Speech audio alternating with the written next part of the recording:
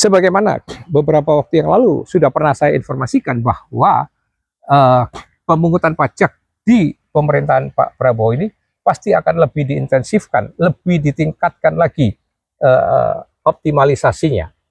Satu dan lain alasannya sederhana, karena program pemerintahan Pak Prabowo ini membutuhkan biaya yang besar. Yang kedua, juga ada kewajiban pembayaran utang, pokok dan bunga yang juga cukup besar. Ya, sementara pertumbuhan ekonomi sampai sejauh ini masih di bawah 5%. Oleh sebab itu wajar maka pajak itu, pemungutan pajak itu diintensifkan. Ya, karena kita tahu bahwa satu-satunya sumber pendapatan APBN itu pajak. Isu tentang pendirian Badan Penerimaan Negara yang terakhir ini digaungkan kembali, saya kira relevan dengan maksud dan tujuan untuk mengoptimalisasi pemungutan pajak itu. Yang menjadi persoalan sekarang adalah praktek pelaksanaan dari pemungutan pajak oleh Fiskus, oleh petugas-petugas pajak itu.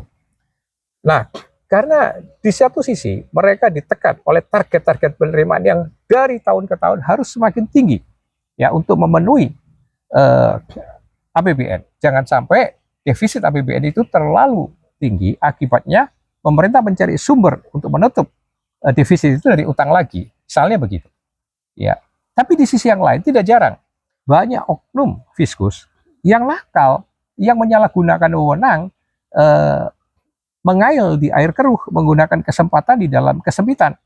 Ya, mereka melakukan kesewenang-wenangan, lalu melakukan praktek-praktek pemeriksaan, ya, yang dalilnya memeriksa, tapi tujuannya adalah untuk malak gitu ya, untuk meras BP, untuk mengajak hengki-pengki, mengajak KKN, ya.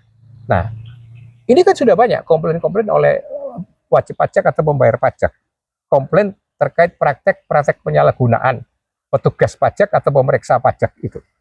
Maka di dalam konteks ini peranan pengacara pajak sekali lagi sangat signifikan, sangat fundamental dan semakin relevan dan diperlukan untuk memberikan pendampingan hukum kepada pembayar pajak agar mereka selain diterangkan tentang kewajiban membayar pajak yang baik, yang sesuai dengan undang-undang, tapi juga dijaga hak-haknya sebagai pembayar pajak. Hak mendapatkan informasi yang baik, hak mendapatkan penyuluhan, hak untuk menerima informasi-informasi misalnya tentang peraturan-peraturan baru tentang perpajakan, dan lain sebagainya. Sehingga singkatnya bagaimana menjaga juga hak-hak mereka agar mereka diperlakukan dengan baik, dengan wajar, dengan sebagaimana mestinya. Mengingat membayar pajak itu kan kontributor bagi APBN itu. Kita bertransaksi, katakanlah di minimarket, sekecil apapun, 5.000, 10.000 saja di situ sudah timbul pajak 11%. Bayangkan, belum lagi yang lain-lain, ya, pajak daerahnya. Ya, untuk hal apa saja, pajak hiburan, pajak kafe, restoran, itu timbul pajak-pajak. Ya, belum lagi juga pajak penghasilan untuk orang pribadi dan badan. Jadi singkatnya, karena warga negara ini dalam hampir setiap geraknya itu dikepung oleh pajak, ya, di lingkupi pajak, maka wajar harus diprotek, harus diberi pendampingan agar mereka juga tahu bagaimana hak-hak mereka sebagai pembayar pajak satu dan yang lain untuk menghindarkan diperlakukan dengan semena-mena, untuk dihindarkan dari penyalahgunaan wewenang oleh petugas pajak atau pemeriksa pajak. Ya, sekali lagi walaupun itu oknum, tapi bagaimanapun mereka adalah oknum yang oleh salah satu wajib pajak dikatakan berseragam, bersepatu, dipayungi hukum.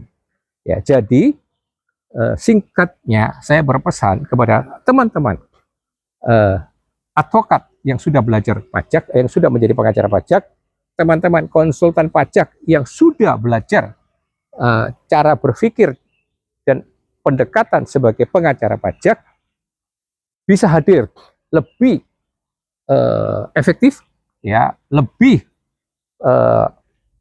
berarti bagi pembayar-pembayar pajak satu dan lain, agar praktek pemungutan pajak dapat dilakukan sesuai dengan aturan, sesuai dengan etika ya dan secara sehat. Itu catatan saya dan salam merah putih.